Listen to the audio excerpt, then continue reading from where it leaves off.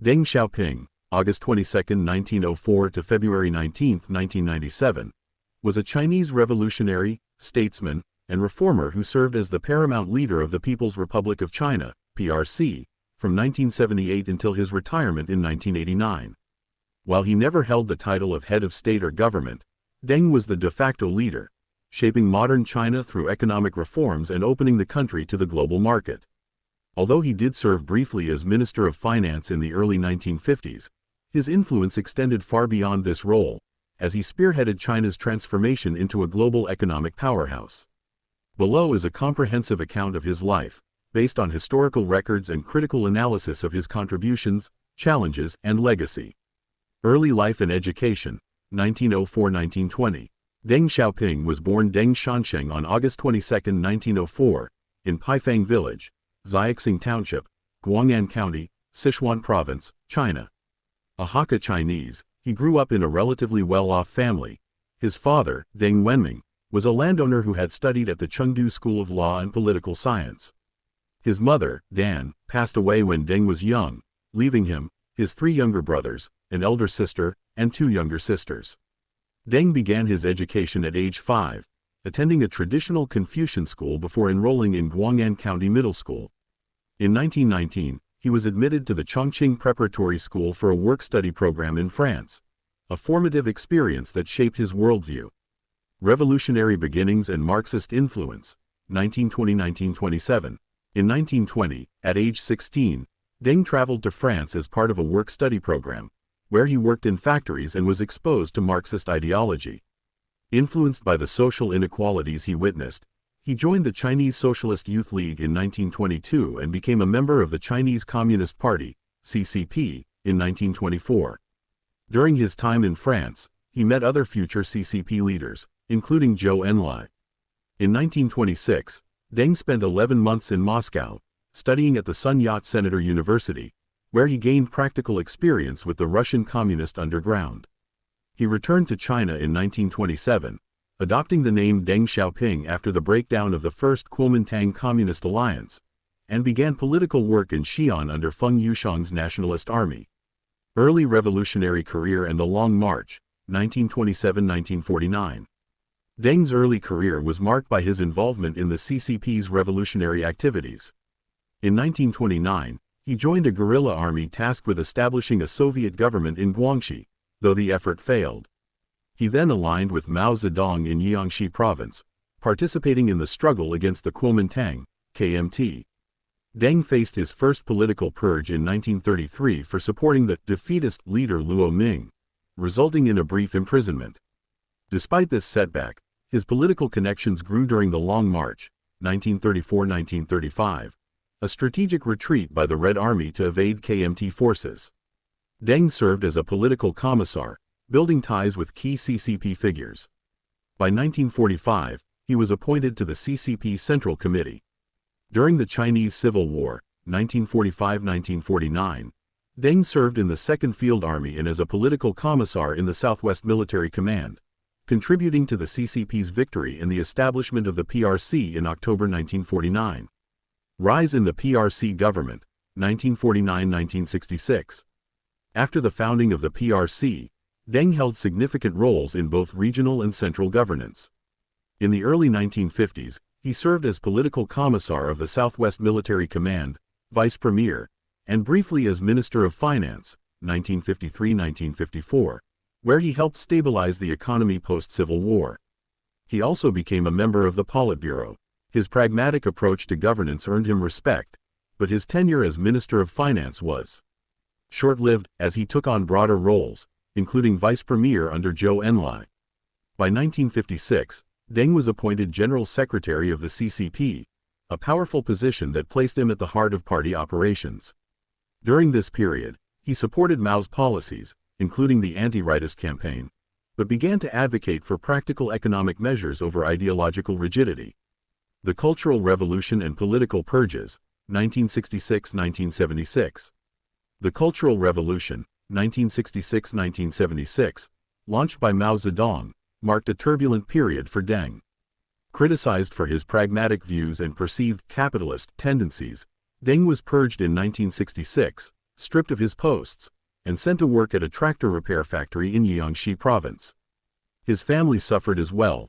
His son, Deng Pufang, was crippled after being attacked by Red Guards. Despite these setbacks, Deng's resilience and loyalty to the CCP endured. He faced 3 purges in his career, 1933, 1966, and 1976, but his ability to maintain connections within the party allowed him to rebound. In 1973, Zhou Enlai reinstated Deng as vice premier, recognizing his administrative skills. After Zhou's illness in 1975, Deng briefly acted as premier and chief of the general staff, but Mao's suspicions led to another purge in 1976 following the death of Zhou Enlai. Paramount leader and economic reforms, 1978–1989. Following Mao's death in 1976 and the arrest of the Gang of Four, Deng emerged as China's paramount leader by 1978, outmaneuvering Mao's chosen successor, Hua Guofeng. He held key positions, including chairman of the Central Military Commission, 1981–1989, chairman of the Central Advisory Commission, 1982–1987, and chairman of the Chinese People's Political Consultative Conference, 1978–1983.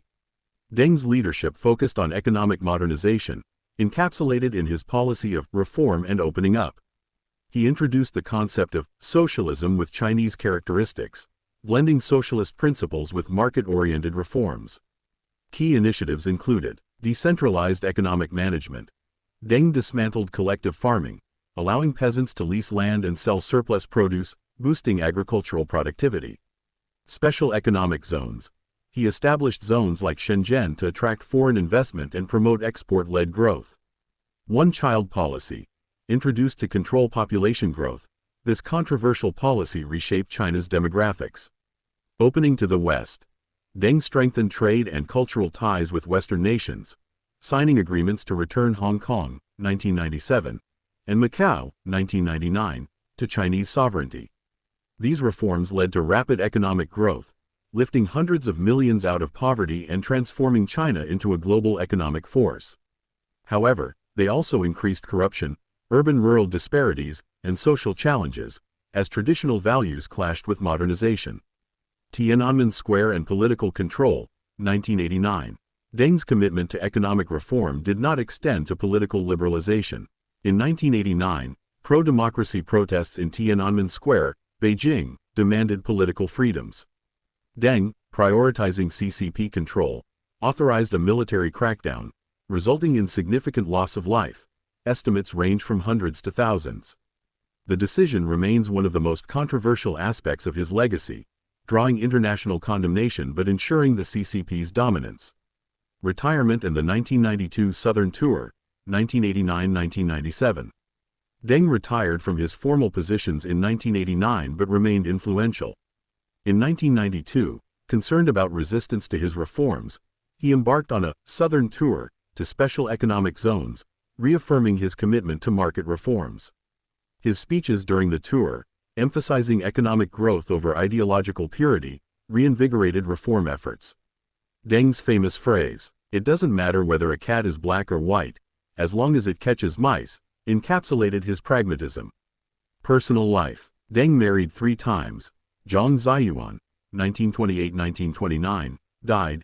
Jin Weiying, 1931–1939, divorced. And Zhou Lin, 1939–1997. He had 6 children, including Deng Pufang, a physicist and disability advocate, and daughters who pursued careers in art, writing, and politics. Despite his revolutionary stature, Deng lived modestly and was known for his love of bridge and soccer. Death and legacy. Deng Xiaoping died on February 19, 1997, in Beijing from complications of Parkinson's disease and a lung infection. His ashes were scattered at sea, per his wishes. Deng's legacy is profound but complex. He is widely credited with transforming China into an economic powerhouse, with GDP growth averaging nearly 10% annually during his era. His reforms laid the foundation for China's rise as the world's second-largest economy. However, his resistance to political reform and the Tiananmen crackdown remain points of contention. Critics argue his policies exacerbated inequality and corruption, while supporters view him as a pragmatic visionary who prioritized stability and prosperity. Critical perspective. Deng's life reflects a balance between revolutionary idealism and pragmatic governance. His ability to navigate purges and political turmoil highlights his resilience, but his authoritarian streak underscores the limits of his vision for reform. While he abandoned orthodox communist doctrines, he maintained strict CCP control, creating a model of state capitalism that avoided the Soviet Union's collapse but stifled political dissent. His legacy continues to shape China's trajectory, with leaders like Xi Jinping building on his economic framework while reinforcing party dominance.